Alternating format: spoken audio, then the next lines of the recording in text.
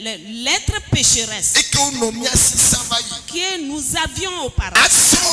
À présent, quand on a crucifié, on a brûlé le vieil homme.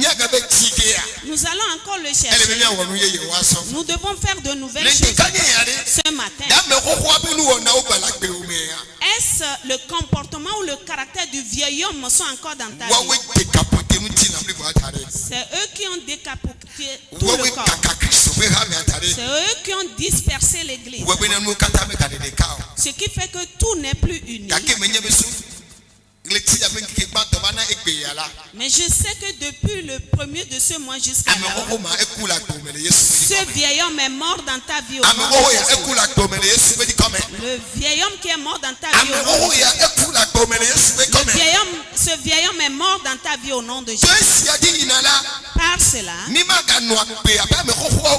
nous n'allons plus vivre comme ce vieil homme. Nous allons vivre comme des chrétiens. Et ceux qui s'aiment, ceux qui se pardonnent, ceux qui se soutiennent, ceux qui luttent pour travailler ardemment, ceux qui font des efforts pour être, ceux qui luttent pour être de bonnes personnes, depuis les enfants jusqu'aux plus âgés.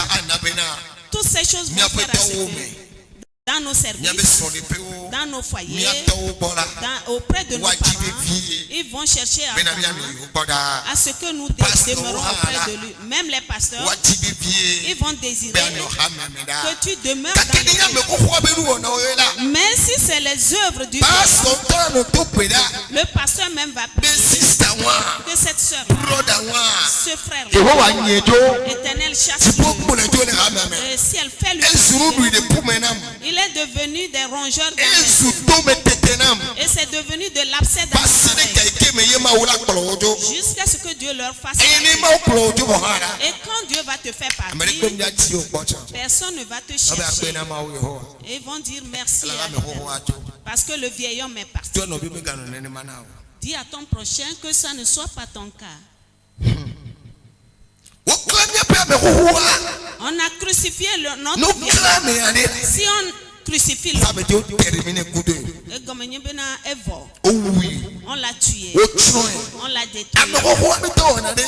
Et les œuvres du vieil homme, quelles sont du vieil homme? Quelles sont les œuvres du vieil homme? Le mensonge, le vol, le mensonge, combat tellement. Maintenant, nous devons être des gens qui disent la vérité. Nous n'allons pas être des orgueilleux. Nous n'allons pas être des pécheurs. Parce qu'on a crucifié le vieil homme.